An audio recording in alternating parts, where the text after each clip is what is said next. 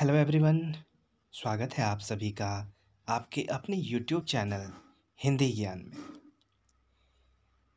मित्रों, आज हम लेके आए हैं कुमाऊं विश्वविद्यालय नैनीताल की हिंदी विषय के पंचम सेमेस्टर अर्थात फिफ्थ सेमेस्टर का सिलेबस।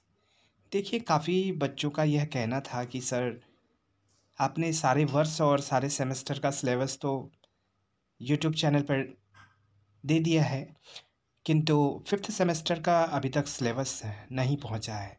तो आज है आपके सामने स्नातक पंचम सत्रार्ध का हिंदी साहित्य का नवम प्रश्न पत्र और दसम प्रश्न पत्र अर्थात फिफ्थ सेमेस्टर का सिलेबस। देखिए, जो फिफ्थ सेमेस्टर है उसमें जो नवम प्रश्न पत्र है अर्थात फर्स्ट पेपर है। नवम प्रश्न पत्र इसलिए कहा गया है क्योंकि इससे पहले आप 8 पेपर दे चुके हैं हिंदी साहित्य के। यह आपका नवा पेपर है, 9th, और इसका नाम है प्रयोजनमूलक हिंदी।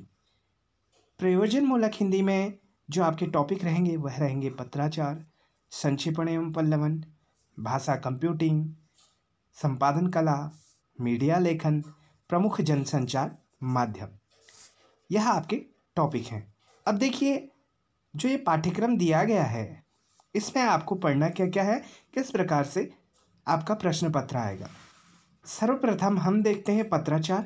पत्राचार में कार्यालयी पत्र, प्रारूपण, टिप्पणी, व्यावसायिक पत्र। कुछ चीज़ें इसमें नहीं दिख रही हैं मुझे, जैसे कि टिप्पण भी आता है पत्राचार के अंतर्गत ही।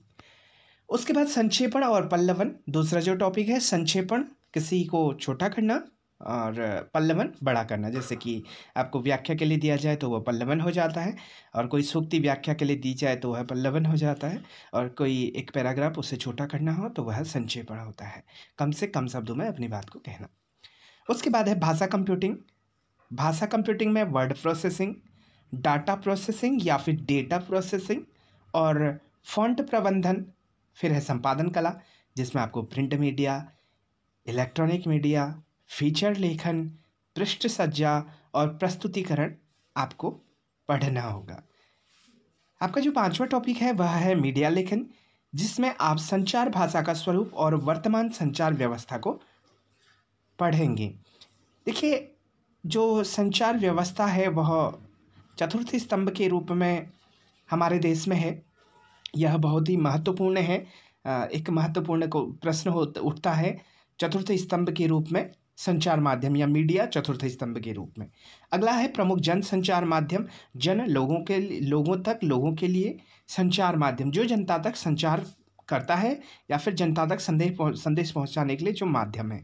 उसमें आता है press, radio, TV, film, video, internet. यह माध्यम है जनसंचार के, प्रमुख जनसंचार माध्यम के। और इसके लेखन की कौन कौन सी विधियां हैं यह आपको यहाँ पर आपके पाठ्यक्रम में मिलेगा। अंक विभाजन किस प्रकार से आप देख सकते हैं। 5 लघु उत्तरीय प्रश्न आएंगे 5-5 नंबर के, कुल मिला के 25 अंक हो जाते हैं। 3 दीर्घ उत्तरीय प्रश्न आएंगे और उसमें 3 दीर्घ उत्तरीय प्रश्न में आपको 10-10 नंबर के 3 प्रश्न करने होंगे, 30 नंबर का हो जाता है। कुल मिला के यह 55 अंक हो जाते हैं और 20 नंबर का आपका आंतरिक मूल्यांकन होता है और कुल मिला के यह 75 मार्क्स हो जाता है। उसके बाद देखेंगे जो अगला पेपर है आपका, उसे हम दसम प्रश्न पत्र कहेंगे। हालांकि वह सेकंड पेपर है पंचम सत्रार्ध का, लेकिन दसम प्रश्न पत्र इसलिए है क्योंकि इससे पहले 9 पेपर आप पढ़ चुके होंगे। इसका नाम है लोक साहित्य।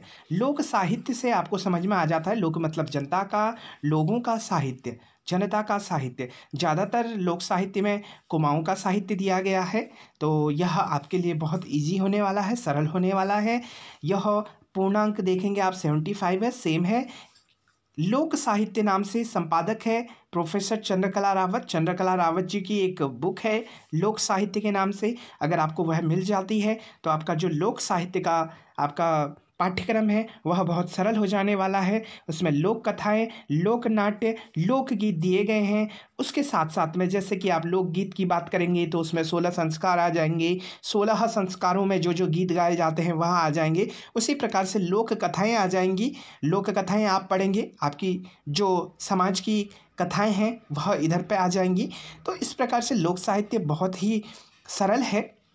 इसका अंक विभाजन थोड़ा-सा अलग है। इसमें 3 व्याख्याएँ आएँगी, जिसमें से 6-6 नंबर की 3 व्याख्याएँ होंगी जो 18 अंक हो जाते हैं। 2 लघु उत्तरीय प्रश्न आएँगे 3.5 नंबर के, और 2 हो जाते हैं 7 अंक के, और 3 दीर्घोत्तरीय प्रश्न आएँगे जो 30 अंक के होंगे, और योग हो जाता है 55 अंक, और आंतरिक मूल्यांकन है आपका 20 नंबर का, और कुल योग है 75 मार्क्स का। देखिए कुछ बच्चों का कहना होगा कि सर ये जो अंक वाला पैटर्न है आप बता रहे हैं, इससे पहले जो हमने एग्ज़ाम दिए थे वो चेंज थे, वह कोरोना की वजह से काफ़ी अंक चेंज हो गए थे, काफ़ी कुछ सिलेबस पैटर्न चेंज हुआ था। सिलेबस वही था, पैटर्न चेंज हुआ था। तो इस बार ऐसा नहीं होगा। इस बार इसी पैटर्न पर लगभग प्रश्न पूछे जाएंगे। अगर पैटर्न बदलता है तो आप लोगों को सूचित कर दिया जाएगा। अगर वीडियो आपको पसंद आया हो तो लाइक ज़रूर करें और दोस्तों को शेयर ज़रूर करें। Thank you.